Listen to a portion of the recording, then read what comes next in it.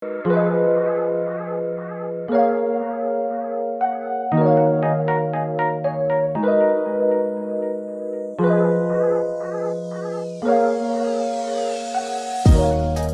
going on guys, it's Baz here from Game & Gem, and today we're going to be taking a look at the Ultralight 2. We're going to take you through all the specs and we're going to have a deep dive into the Infinity skins, and hopefully by the end of the video you'll have an idea of whether or not the Ultralight 2 is for you or not. I'm also going to do a direct comparison next to the G Pro Wireless, the Glorious Model O, and the G305 a little bit later on in the video, so stay tuned for that. Small spoiler, and this is actually my second Ultralight 2. I bought two mice, but the first one actually broke on me while I was testing it. I got it all on video, so you'll see exactly how that happened a little bit later on. Anyway, enough chat, let's get stuck into the video. Jumping straight into the dimensions of the Ultralight 2, the length is 11.5 centimeters or 115 millimeters. The grip width is coming in at about 5.3 centimeters or 53 millimeters. And the height is around about 3.5 centimeters or 35 millimeters. As for the weight, you probably already know it's super lightweight, coming in at about 50 grams without the cable, and for each Infinity skin that you add on, it adds on around about 1 gram per skin. I'm not going to go into too much detail on the sensor, as any mouse nowadays has a great sensor. The Ultralight 2 is using the 3360, which I've reviewed numerous times, and it's a great sensor. I've had no issues with the sensor so far, and you've got nothing to worry about here. The Ultralight 2 is made out of a foamposite plastic. I was a little bit worried about how sturdy the shell would be and whether it would have much flex, but I've actually been quite surprised so far.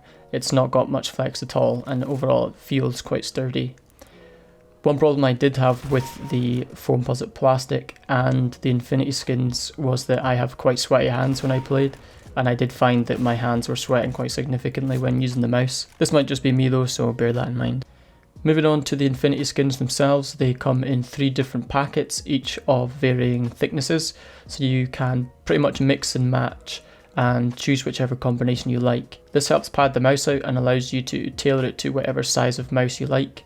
You can actually even get it quite close to the Air 58's size. Not gonna lie, when I first seen the Infinity skins, I was super skeptical of them because they're basically just 3M strips. So far they stick to the mouse really nicely and they don't leave any residue if you decide to switch them up and replace them. I do still worry about their long-term durability though. After many sweaty games, the moisture in them is bound to build up over time, but it's a little too early to tell. I'll probably make a follow-up video once the mouse has been broken in more, just to see how the Infinity skins hold up. The skins themselves feel nice and soft, and I think that Finalmouse have actually done quite well here. However, they're not easy to put on without getting wrinkles and kinks everywhere. The natural curve of the arch of the mouse makes it really difficult to ensure there are no wrinkles, and I had to apply and reapply the pan piece numerous times to get it right. After some trial and error, the best tip I can give you is to start at one side of the mouse. So if you're doing the side grips, then start from one side and then push the piece across the mouse slowly. As for the side buttons side, definitely line up the side buttons first, because if you don't, you can sometimes overlap the side buttons ever so slightly with the skin, and this can cause problems with the side buttons coming back out after pressing them. Also be careful not to apply too many Infinity skins on the side button side of the mouse, because if you make it too thick, it can make it a lot more difficult to press the side buttons. On the right hand side of the mouse, I initially felt the corner of the Infinity skin on my ring finger. I thought this was going to be a big problem, but after some adjusting, it ended up feeling okay after I got used to it. But it's worth knowing that you can feel the grooves or the edges of the Infinity skins, and this will be amplified more depending on your grip. Particularly if you do a 1-2-2 grip, which means you have your thumb on the left, you have 2 fingers on the top of the mouse and 2 fingers on the right of the mouse. The 2 fingers on the right of the mouse being your ring finger and your pinky finger. If you do grip like this, then you might find that your ring finger also lays across the edge of the Infinity skin. If you do a 1-3-1 grip, which is your thumb on the left hand side, 3 fingers across the top, and your pinky across on the right hand side, then you probably won't find this as much of a problem. As for the top palm piece, I found this Infinity Skin a little bit pointless considering the mouse is a fingertip or claw grip mouse. Your hand doesn't really contact this part of the mouse that much, and since the mouse definitely isn't for palm grip players, this Infinity Skin feels as though it just adds an extra gram onto the mouse. So this is what the mouse looks like with all the Infinity Skins on it. I can definitely say that adding on the Infinity Skins does make the mouse better. When I had no Infinity Skins on it, it just didn't feel right at all. It was far too small for me, and having the ability to add on the Infinity Skins is actually quite nice. I do like it. Taking a closer look at the shape of the Ultralight 2, this is currently the smallest and lightest top end mouse you can get right now. It's very, very close to the G305 though, so if you have one of them, then that's a good indication of its size. Bear in mind though that the G305 has a massive butt, so it's not a good indication of how the Ultralight 2 feels in the hand. They feel completely different. So as you know, this mouse is really small. It's hard to put it across how small it really is through video, which is why I was so surprised when I took it out of the box. I'll have some comparisons against the G Pro Wireless Model O and G305 later on in the video to show you just how small it is. But I mean, at 50 grams, my aim was all over the place initially, since coming from the Model O.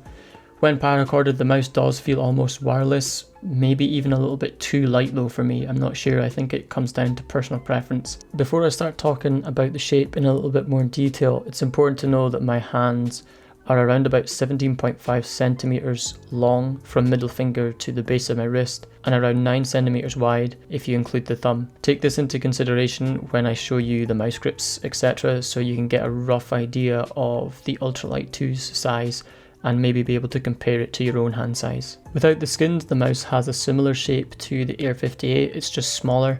The arch is really nice for claw and fingertip, providing plenty of space between the palm and the mouse. The incline is a little steeper compared to the likes of the Model O or the FK series. The butt of the mouse is also more curved compared to the Model O, but feels a little bit less than the G Pro Wireless. The sides of the mouse have your typical curvature, providing nice support to the thumb and ring and pinky fingers.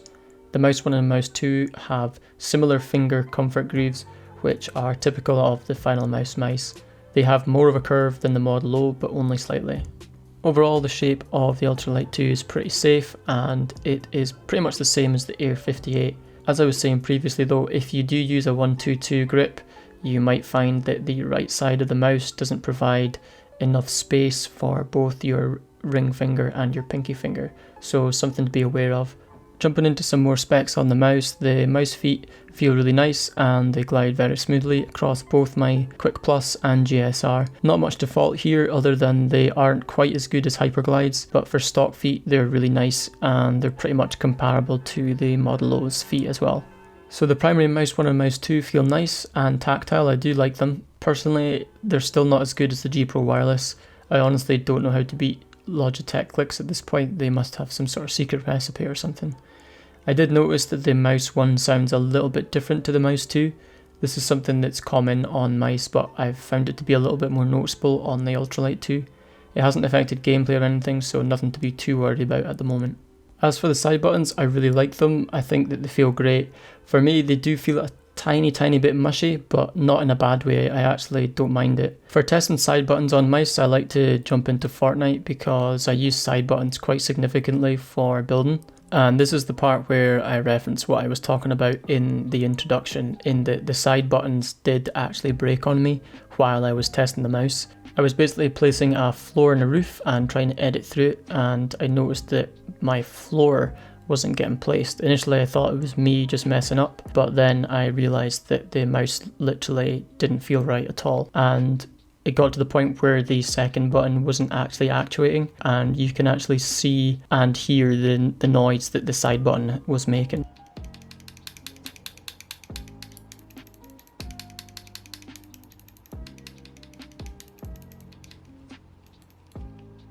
Now obviously this could be a one-off thing. It may just have been a faulty side button that was waiting to break, but I think it's important to know this considering it's an expensive mouse, and to break after a few hours is not a good sign. The second copy I have is holding up just fine though, and I've been playing Fortnite for hours and hours amongst other games. As for the infamous Finalmouse scroll wheel, supposedly Finalmouse have said that this scroll wheel has been redesigned compared to the Air 58 since they had problems with the scroll wheel breaking. Although it's too early to tell, so far the scroll wheel is in good health, it's doing okay. The wheel itself sounds very quiet, which I like.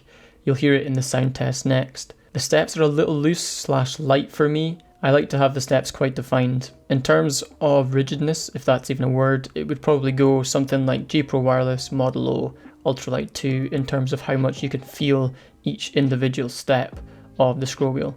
Overall, the clicks are solid on the Ultralight 2 and nothing crazy here, just good clicks all round. Moving on from that, let's have a quick sound test of all the buttons.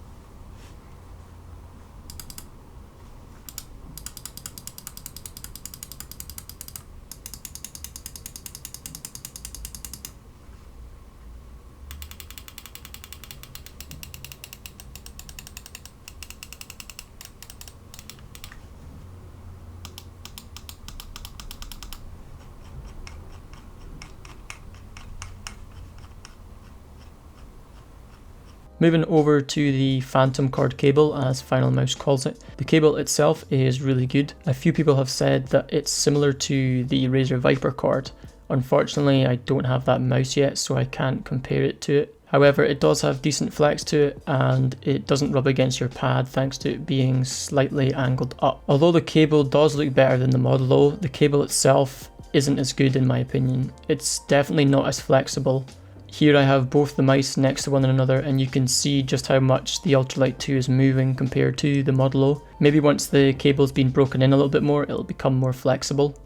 If you put the paracord in a bungee though, it's really not noticeable at all and it almost feels wireless, but I think it's worth knowing that the Model O cable is in fact better in my opinion. I've touched on the mouse grips already in the video, but I think it's a good idea to show you exactly what the mouse looks like. So this is me basically full palm gripping the mouse. This mouse is not a palm grip mouse in the slightest unless you have like tiny baby hands or something. This is just not going to work for most palm grip players, it's just too small. The mouse is specifically designed for fingertip players and claw grip players with smaller hands, and it does this really well. It's really small and it provides some nice customization to get it in a spot that agrees with your grip style. Thanks to the insanely lightweight design, it allows you to position the mouse very easily with your fingertips. And I think that Finalmouse has made a good mouse here for fingertip or claw grip players. I want to show you the difference between the Ultralight 2 and some of the other mice on the market that you might be looking at. This is the Ultralight 2 next to the glorious Model O and the G Pro Wireless. As you can see, the Ultralight 2 is tiny compared to these two, particularly the Model O because of its tapered nose. This also shows how different the shapes are. If you look at the side grips, you can clearly see the Model O's are curved inwards, whereas the Ultralights curve in and flare out from top to bottom. It looks minimal, but it makes a big difference to how the mouse feels in the hand. The G Pro Wireless, on the other hand, is much more reserved with its side grips. They are a lot straighter and some might say safer. Each of them are great, it's just more preference than anything. You can also see how the side buttons are protruding out a lot on the Ultralight 2. I think they've done this to try and account for the Infinity skins being on. I've mentioned the G305 previously, and this is it next to the Ultralight 2. It's actually very similar in size, but it's a completely different shape as you can clearly see. It does give a good indication of the size if you've got one available. The G305 has a much wider grip and the side grips are rounded outwards instead of inwards. As for the Model O, it honestly feels and looks huge compared to the Ultralight 2. It'd be interesting to see how the Model O- will be against it. Lastly, when you compare the Ultralight to the G Pro Wireless, the nose of the G Pro is obviously a little bit longer, but the width of it is a lot closer to the Ultralight compared to the Model O, or at least it definitely feels that way. Alright guys, that's my review of the Ultralight 2. If you found this useful, don't forget to like and subscribe. I've got a few more videos coming up, including the G-Wolf Skull review and hopefully the Endgame XM1 as well. I think that Finalmouse have made a decent mouse here. A little bit worrying that the side buttons broke. It might have just been a bad copy that I received, but overall it's a decent mouse, particularly for fingertip or claw grip players. Anyway, that's all from me guys. Thanks for watching and I'll catch you in the next one.